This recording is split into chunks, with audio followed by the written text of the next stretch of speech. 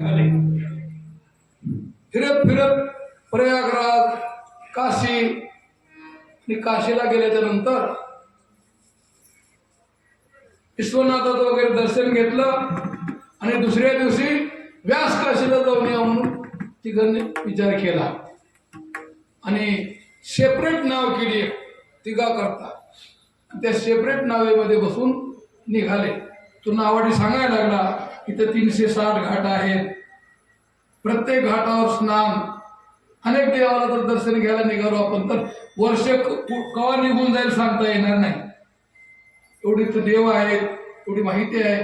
हे डोंब्या घाट आहे, अमुक घाट आहे, तमुक घाट आहे, माहिती सांगायला लागला.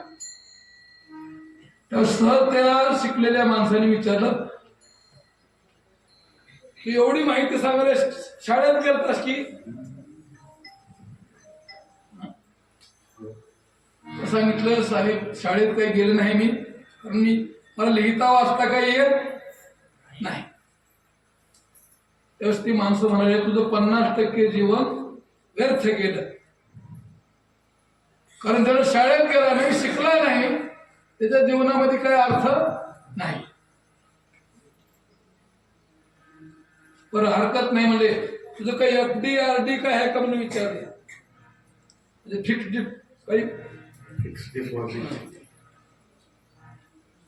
काय आहे का? त्यानं सांगितलं दिवसभर काम करतो, मिळाल्यामध्ये दिवसचा कार्यक्रम भागवतो, दुसऱ्या दिवशी फिकीर बी करीत नाही सांगितलं त्याला. तर त्याने सांगितलं तुझं 75% जीवन वाया केलं म्हणून सांगितलं. हरकत नाही म्हणला. घेणं त्याची चौकशी करायला सुरुवात केली. साहेब तुम्ही किती शिकला? एकाने सांगितलं मी इंजिनियर आहे, दुसऱ्याने सांगितलं मी डॉक्टर आहे, तिसऱ्याने सांगितलं मी वकील आहे. बर काय काय करता तुम्ही? इंजिनियरनं सांगितलं मोठ्या मोठ्या नदीमध्ये, मोठ्या मोठ्या समुद्रामध्ये सुद्धा मी पुलाचं बांधकाम करतो, घराचं बांधकाम करतो.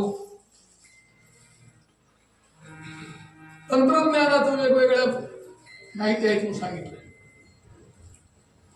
बर डॉक्टरला विचार तुम्ही काय करता? एखादा माणूस मरला तर त्याचं मरण चुकीत नाही, मरण चुकणारा जन्माला आलं नाही, पण त्याचं मरण थोडं दूर सरकीत, म्हणजे आज मरायच्या ऐवजी काही दिवस त्याच्या मरणातला काळ वाढ येतो म्हणून सांगितलं. तिसऱ्याला विचार तुम्ही काय करता साहेब? त्यानं सांगितलं मी काळ्याचं पांढरं, पांढऱ्याचं काळं करतो सांगितलं. ते खऱ्याचं खोट आणि खोट्याचं खरं.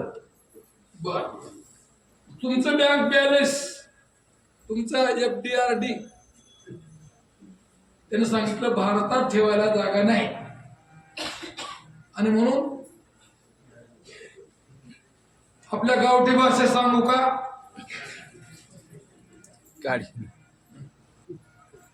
काडी लावले तर जळणार नाही एवढा पैसा म्हणून सांगितलं.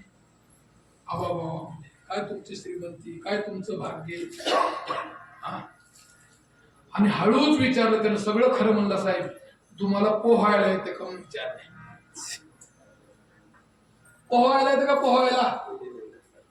त्यानं सांगितलं बाकी सगळं जमतंय पण पोहायला येत नाही. त्यानं सांगितलं माझं 25% जीवन शिल्लक आहे, मी अनेक जाऊन शाळा करीन, डांगऱ्या शाळेमध्ये शिकन, ज्ञान घेईन, कुठलं तरी पैसे कमी काहीतरी करीन म्हणला. पण तुम्हाला जर पोहायला येत नसत आता 100% तुम्ही बुडता सांगितले.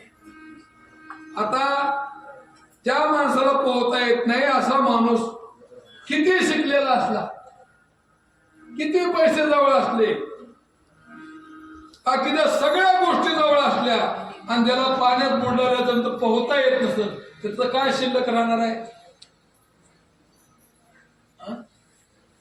आणि म्हणून आम्ही ज्या गोष्टीचा विचार करायला लागलो की सत्ता, संपत्ती, वैभव, ह्या सगळ्या गोष्टीचा विचार करायला लागलो आणि याचा विचार करता करता महादेव पूर्वेका भागात सांगता महादेव म्हणे साधे ता साध